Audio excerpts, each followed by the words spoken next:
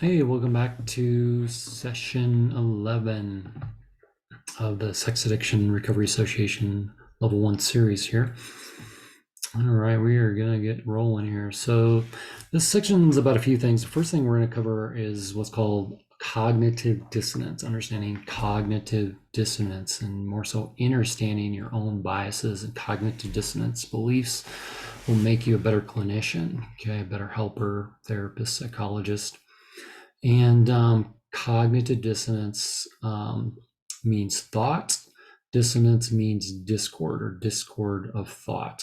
Okay, dissonance is a musical term. It's the sound of two sharps in a musical piece or a horror movie. Just right before that jump scare, there's two notes that kind of just put you on edge. Is that dissonance, they call that. Okay, so this can be difficult, but it is one of the most important parts of this training, I believe. As you understand this for yourself, you will be able to help others understand themselves. This will also positively impact their choice later to stay in counseling and recovery, their own recovery process with you. Okay, because as a clinician, transference, they're going to put on you that things they don't like about themselves and beliefs they have. Okay. And so what this does is it prepares them for when cognitive dissonance occurs. They understand because you laid the groundwork, the foundation ahead of time, and they're like, oh, this is what you told me about. Okay, this is what's going on. I don't have to run from this. I don't have to be scared of this. All right, so let's get into this. So understanding cognitive dissonance, again, it means thought discord or discord of thought. So there's two types I blog about. Check out Cognitive Dissonance search engine on our website at transformedhearts.com if you want to read about it in more detail. And so what happens is when you have a core belief and it does not equal the behavior, okay, or the behavior does not match the core belief. This will create anxiety and eventually depression if it goes on long enough. And this is also known as self-betrayal. You are betraying yourself. Your inner self is not matching your outer self, okay, or vice versa. You have the option at that moment to change the behavior, excuse me, to match the core beliefs. So many people are out there betraying themselves, okay? Excuse me.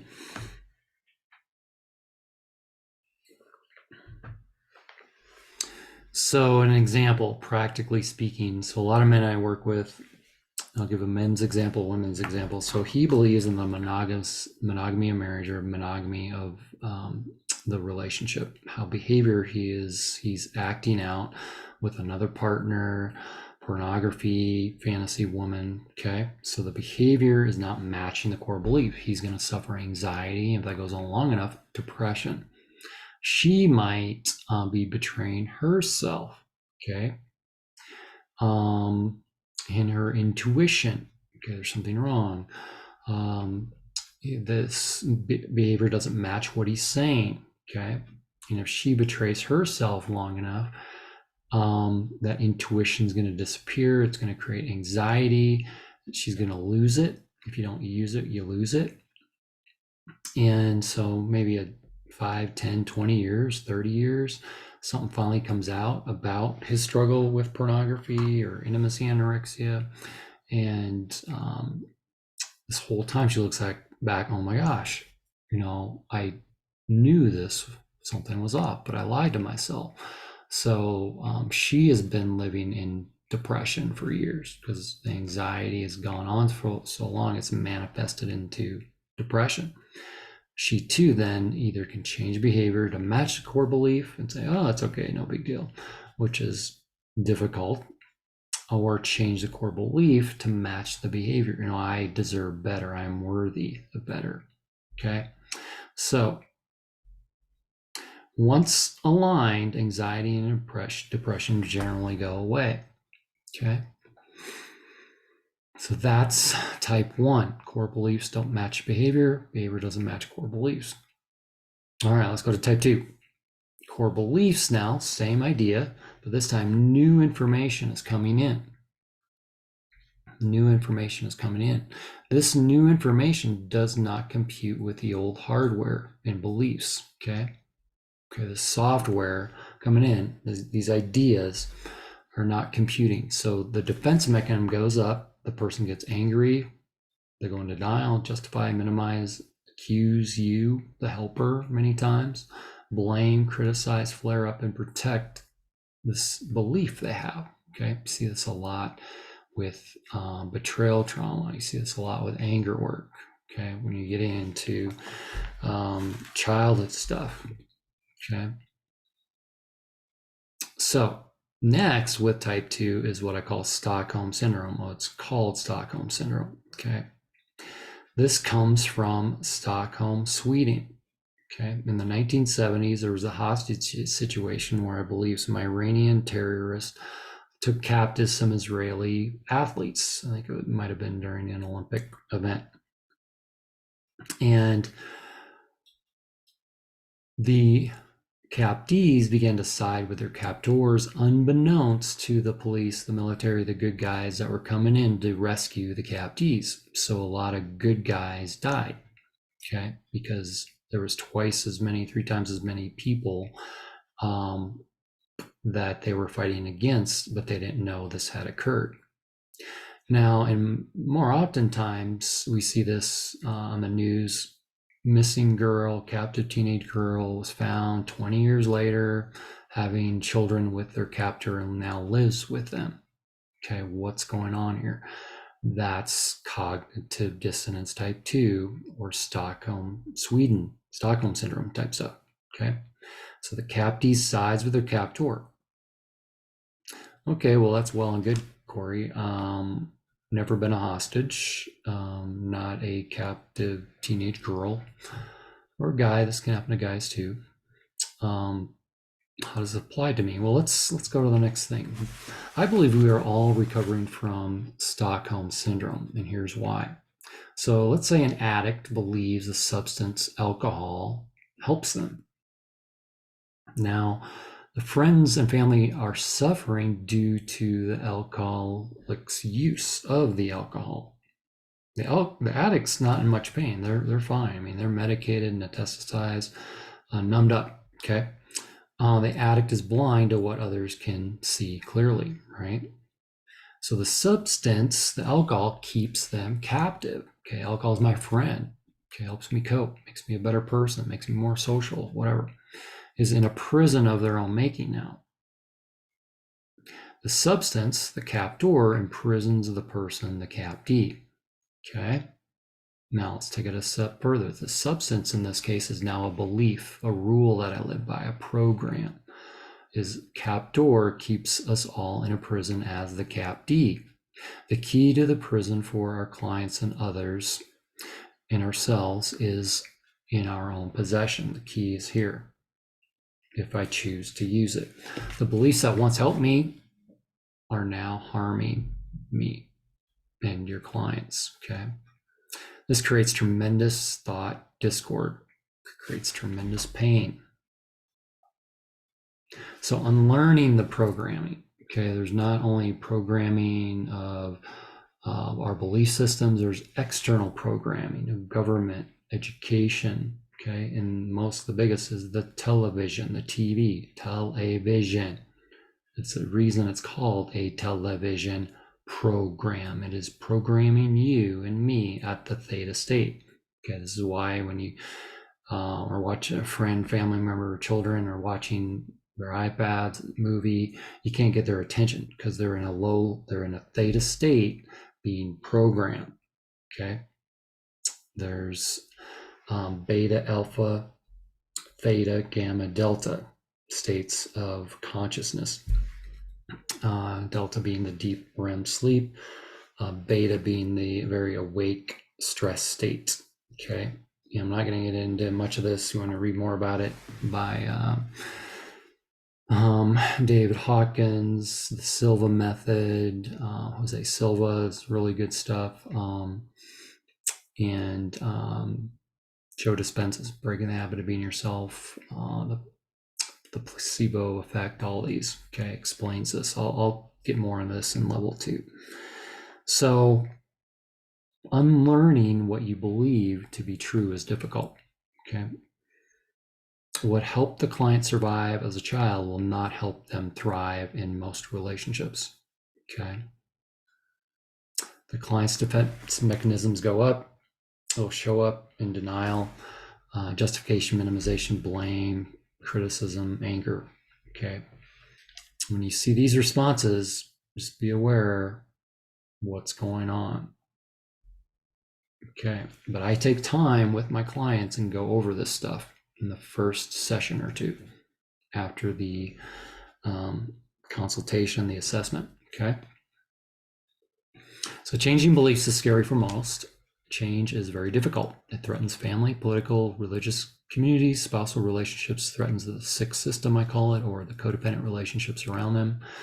And as a person gets healthier, they're going to find resistance from family and friends to keep them in the old ways, because it threatens the family member of not knowing how to what to do or how to act with these changes this person in recovery is beginning to show, healthy changes.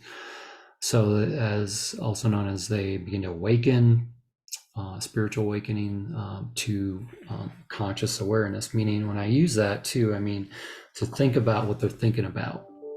That's really all consciousness means, is to think about what you're thinking about. Where are my thoughts coming from? Okay. Clients generally only choose change for 2 reasons, pain or priority. So first, when they're in pain, the pain they're in is greater than the pain of change. Pain is an external motivator, like a cavity. I got a cavity, doc, fix it, it hurts. What I call, I have to go to the dentist. I have to go to therapy, or my partner's going to leave me. Okay. So this is what happens, is the pain I'm in, pain of change, therapy, help, recovery. I'm not going to choose this because this is painful until this gets so much higher. Recovery, I jump. Counseling looks less painful. So they do that. This goes down 6 months, 30 days. This is hard work. So they go back to the old ways. Okay. Pain gets worse. Cavity comes back. They jump. Pain goes away. And they're in the cycle. Okay.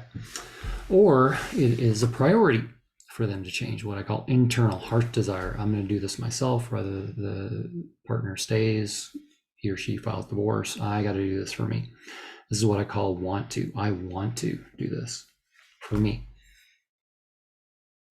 So internally motivated clients generally stay in recovery regardless of what their partner does. They are the best to work with. Internally. Externally motivated clients generally go back to the old ways of thinking, and the drug of choice, the pain that brought them into your office, is reduced and removed. So they jump back, right? They return again once change is less painful than the pain they're in again. Okay? Jump, up, jump. Creating a revolving door cycle. Never work harder than your clients or care more than they care for themselves. Okay. We'll talk about that self-care for you as the helper, as a clinician. Okay. All right. Codependency. These next part, we're going to talk a little bit about continuums. And I read about this in our book, Out of the Darkness. Okay. I highly recommend you get a copy and read it. This is just one section in the book chapter called Continuums. This is just part of them. So on the left, we have codependency. On the right, we have anorexia. So a lot of couples swing back and forth on a pendulum string.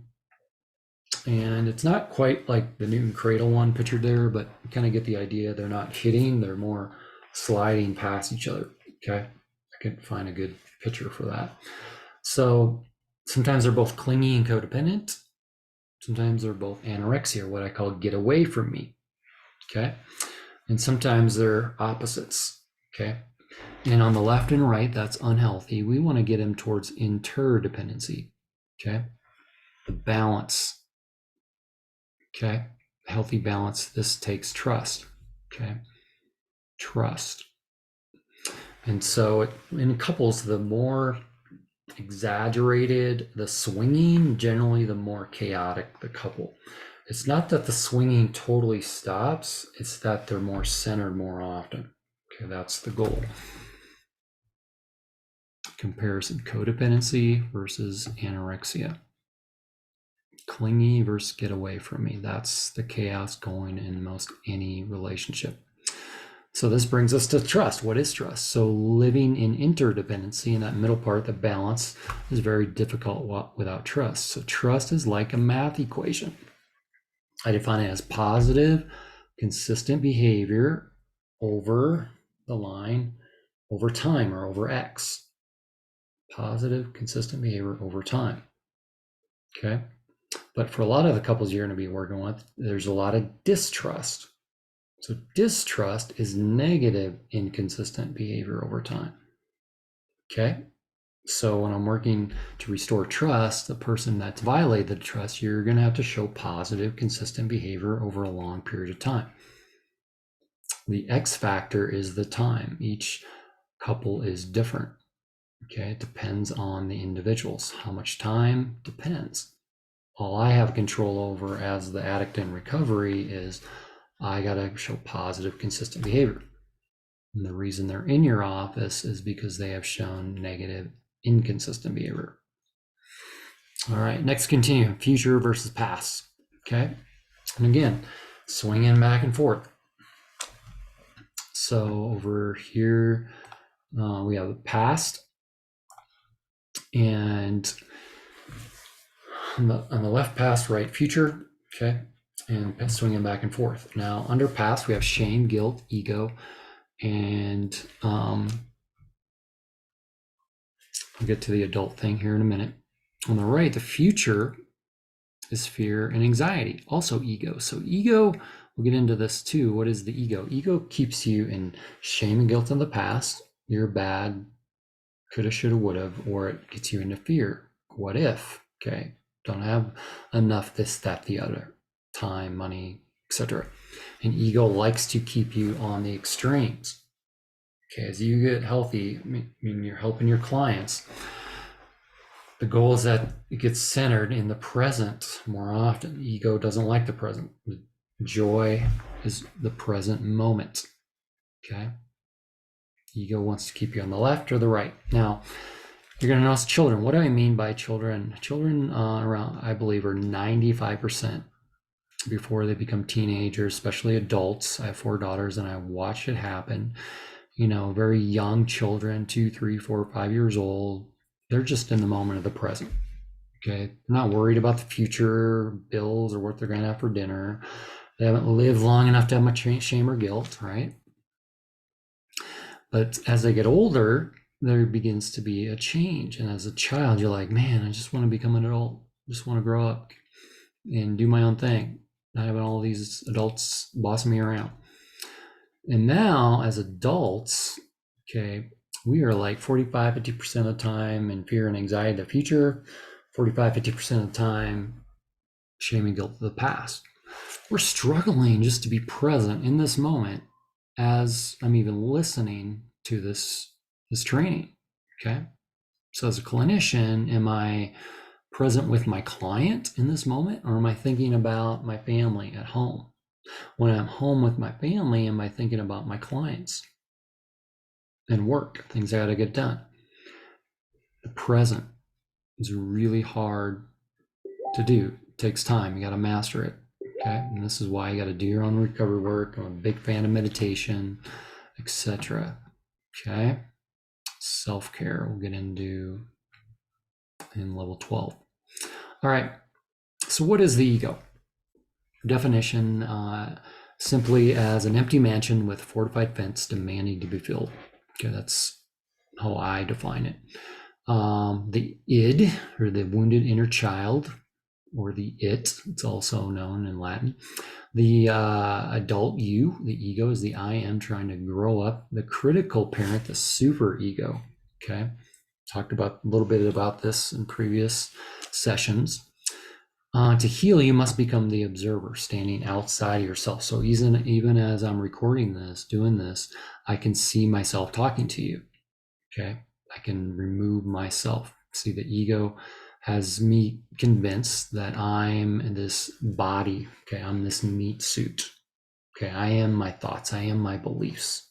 But there's so much more. I am my titles of a therapist, all these, and you're more than that.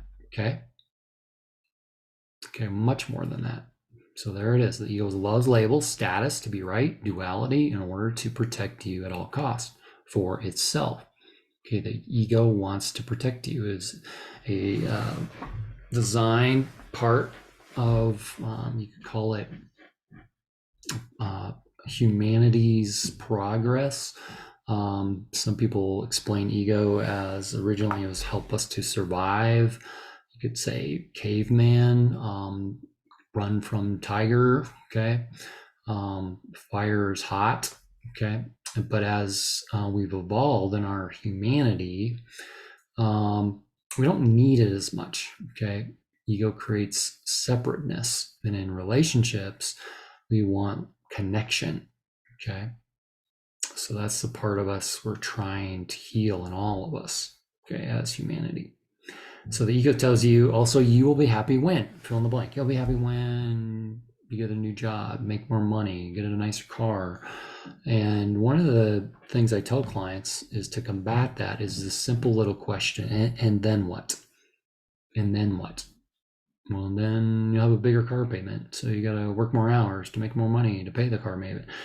I really don't want that. I'm okay with the car I have and learning how to be in the present. Okay. So some good stuff. Good stuff. All right, next continuum, ego versus love. So ego, now I'm not saying ego is bad. Okay, it's not good or bad. It's just wise or foolish, how you understand it. So the idea is on the extremes is always moving towards center. So on the left and right, we have positive and negatives of ego. So we have the duality, polarity, right versus wrong on both sides, men on one side, women on the other. You could say blacks on one, whites on the other, Democrats on one, Republicans on the other, and rich versus poor. Okay, and what I mean by this, I'll give you the example of, let's say I have a rich person who has a nice car, working 40, 50, 60 hours a week, nice sedan, and he stops and on the street with this poor person, or at least someone that doesn't want to be part of the capitalistic rat race. Okay, so they get in this conversation, and the rich guy says to the poor guy, hey, you need to get a job, you bum, earn more money. And poor guy's like, I've been there, done that. I just want to have time. I don't want to have money. You need to slow down, have more time in your life before you have a heart attack. So who's right? Who's wrong? Okay. Depends, right? It depends. Okay, neither one is right or wrong. Both need to move towards center and where we seek understanding. Oh, okay. Well, that makes some sense. You got some good points. Okay. Compassion, kindness, consciousness, and a win-win. Okay. You got to do this with couples all day long. Okay. Getting out of right, wrong, men, women. You betrayed me and I didn't betray you. You caused me trauma. Okay. It's your fault. All that stuff. No, it's your fault. You're too controlling. You lie. Okay. If ego wins, the relationship loses every time. As Byron Katie would say, highly recommend her book, Loving What Is. And you can be right or you can be free. And as a clinician, I tell this couples all the time, Jane, you're right. Yeah, you're right. John, you're right. Absolutely right. But neither of you are free. So what do you want to do? I don't pick sides. I'm on the side of sanity. And what most couples are doing is insane. My life's great. How's yours? And they start to get the point. All right. Forgiveness. I've blogged about this extensively. There's I think a 7-part series on this. Check out forgiveness. What the hell is it? So many of my clients define forgiveness as not holding a grudge, which is great. Not keeping score, love it. Giving up the hope for justice, giving it over to God, source, all, Jesus, higher power. Giving up my quote rights. Okay. Oh, pretty good. My definition, and it took me years even into recovery. It's probably 7 or 8 years in recovery, even doing this work, and I realized my definition of recovery of forgiveness was really messed up. I always thought of forgiveness as I forgive you or them in their wrongness in my rightness. Kind of this pious, egoic approach. You don't know as well as me. I need to forgive you, you poor thing. Very arrogant. Okay. And after reading Terry Warner's book, The Bonds That Set Us Free, highly recommend it. And another one by a great book by John Bevere is The Bait of Satan. It really began to open my eyes, began to change. True forgiveness is, Terry defines it as ceasing to accuse. And I love that, ceasing to accuse. Began to set me free personally and a lot of my clients when I began to understand this. And we'll get into the traditional forgiveness and non-traditional forgiveness, and the tool I use, handouts I give to clients, and I have them practice in my office. Okay. In level 2, maybe level 3. We'll see how much we can get into level 2. All right. Next slide. So related blogs to these topics today, the forgiveness and the ego. So what is the ego? Go to our website, how it helps and how it hurts, and also called what I call the religious ego. Okay. Which I am an expert in. And I don't necessarily that proudly, but a lot of people ask me, oh, Corey, how do you know about all these things? And because I have a PhD in how to be offended. And another book on our website you might be interested in is called Addicted, or Offended, Deceived, Addicted. Offended, deceived, addicted. That is the process of addiction. I get offended. When you're offended, you're deceived. When you're deceived, you begin to medicate with the pain, which becomes an addiction. All right, it's been fun. Got to let you go and continue to do the work with some of your homework, and we'll see you on the next video.